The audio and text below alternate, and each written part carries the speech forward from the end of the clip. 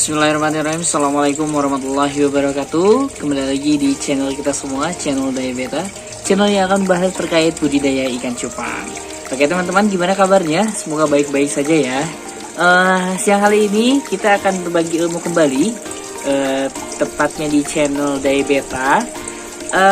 Mungkin ada permasalahan dari teman-teman semua, yaitu terkait anakan cupang atau anakan ikan kalian semua, atau bahkan yang udah besar itu ada yang dinamakan dengan patah pinggang ya, atau patah pinggang. Dimana penyebabnya itu mungkin kalian penasaran juga, penyebabnya itu apa gitu. Nah di sini kita akan membahas bagaimana, apa sih penyebab kenapa ikan itu bisa patah pinggang, apa obatnya, dan perawatan itu seperti apa. Jadi tetap terus channel di video kita kali ini, kita akan bahas semuanya sampai tuntas. Oke, dari sebabnya dulu ya, atau ciri-cirinya dulu deh kita sebutkan. Nah, kalau ciri-cirinya itu biasanya ikan yang patah pinggang itu seperti ini. Dia kehidupannya itu di dasar terus ya. Terus juga kalau misalnya dia itu ke atas ya, misalnya dia ke permukaan, dia itu seperti ini nih ya. Nah, ya. Dia seperti berat ya. Perutnya itu atau belakangnya itu seperti berat. Nah padahal sayang banget kan kalau misalnya ikan sebagus gini, cantik seperti ini, apalagi ini female kan, itu berenangnya tidak normal. Karena kalau misalnya berenangnya tidak normal, ya lihat punggungnya itu seperti patah kan. Nah seperti ini tuh kurang bagus ya, ikannya itu sakit. Sayang juga, warnanya cerah, warnanya bagus, itu masih dalam proses mutasi, tapi nah berenangnya seperti ini ya, seperti berdiri. Nah seperti ini, kalau dia ngambil nafas itu ke atas, berdiri ke bawah lagi, berdiri ke bawah lagi. Nah ini seperti ini kurang bagus ya, ciri-cirinya itu seperti itu, sakit ini sebenarnya kalau misalnya lama kelamaan memang nggak berpotensi untuk kematian ya, tapi nggak enak aja dilihatnya, itu kasihan juga kan, ikannya berenangnya nggak normal kan.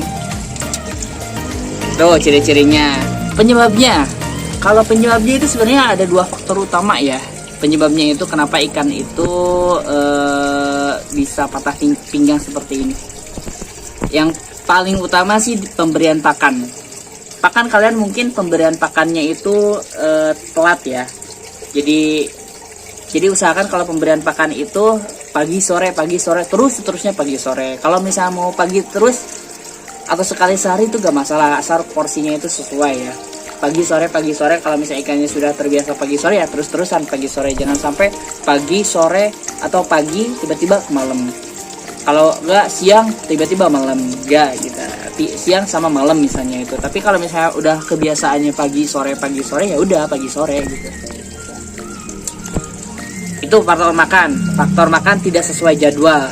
Bisa juga terlalu banyak. Jadi kan kalau misalnya ikan itu kelaparan, kalau misalnya kita memberikan pakan itu banyak ya mereka habis semuanya. Tapi kalau misalnya habis itu kan terlalu banyak, itu perutnya itu akan semakin besar.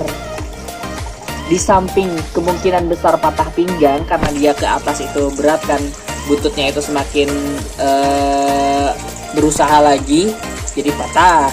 Bisa juga nanti susah buang air besar karena ada tumpukan di perutnya terlalu banyak kan, sembelit lah istilahnya, itu bisa juga sebenarnya seperti itu. Tapi kebanyakan sih patah pinggang. Itu yang pertama itu dari pakan ya. Yang kedua, faktor kedua yang paling utama itu dari air ya. Kenapa air? Airnya kalau bersih, kalau kotor ya wajar ya, pasti sakit itu tuh. Tapi kalau misalnya airnya bersih, sudah kita rawat tapi ternyata tetap sakit patah pinggang, yaitu berarti dari airnya. Airnya kenapa? Airnya terlalu banyak. Nah kalau air banyak seperti ini kurang bagus ya.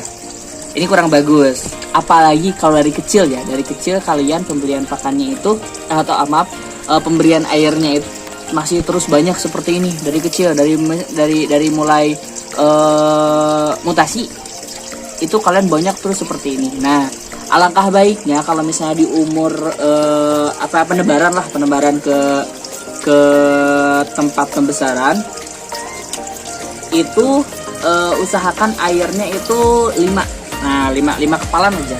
Awal-awal tuh 5 kepalan dulu. ya, 5 kepalan dulu. Nanti lama kelamaan boleh. Nah kalau misalnya ikannya udah seperti ini, udah sebesar ini nggak apa-apa kalau misalnya penuh seperti ini, karena memang dia udah bisa jago berenang gitu, udah terlatih. Tapi beda lagi kalau misalnya ikannya itu masih proses adaptasi buat berenang, masih belajar, masih kecil lah, masih remaja gitu. Nah itu ya, itu 2 faktornya. Nah cara penyembuhannya, kita masuk ke cara penyembuhannya. Cara penyembuhannya jadi kita bisa dengan terapi ya. Terapi ikan itu bisa diterapi. Terapinya dengan apa? Dengan kita banyak melatih dia untuk tidak terlalu capek. Jadi airnya itu dikurangi. Awalnya segini, kita biasakan seperti ini, segini. Jadi di atas dorsalnya, pas di atas dorsalnya. Jangan terlalu bawah dorsal, karena kalau misalnya terlalu bawah dorsal ya nanti ikannya miring-miring ya. Jadi pas di atas dorsal. Yang penting ikannya itu bisa tegak dan dia tidak terlalu ke atas. Jadi kalau misalnya tegak kan nanti dia bisa terbiasa lurus tulangnya itu. Ya. Kalau saya biasanya seperti ini. Nah, saya biasa pakai tempat yang agak lebar seperti ini ya. Tempat yang agak lebar, langsung diisi air. Diisi air yang terlalu banyak. Usahakan airnya itu yang sudah diolah ya. Olah dengan air ketapang misalnya. Nah, ini kan cukup. Nah, ini terlalu tinggi ya. Ini terlalu tinggi, dikurangi sedikit lagi. Nah, segini. Tambahkan air garam biasa, garam ikan, terus juga ketapang di sini saya masukkan. Nah, ini ketapang masukkan di sini. Sudah, pindahkan ikannya. Nah, saya ambil dulu. Nah, ikannya ambil.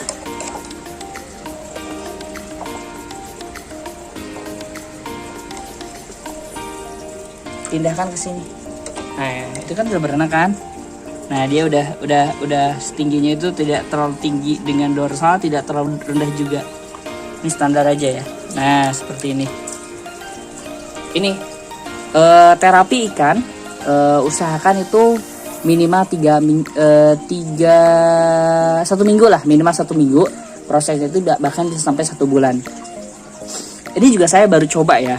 Terapi seperti ini. Nanti kalau misalnya ikannya itu sudah normal, saya nanti akan update lagi di video selanjutnya.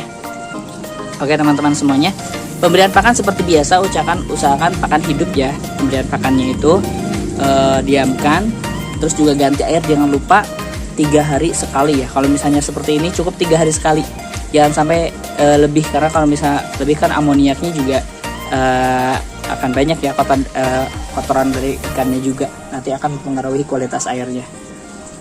Ya mungkin cukup sekian video kita kali ini. Jangan lupa kita ketemu lagi di video selanjutnya. Kita update setiap hari Rabu dan juga hari Sabtu dan juga hari Rabu jam 10 pagi. Kita ketemu lagi di video selanjutnya. Assalamualaikum warahmatullahi wabarakatuh.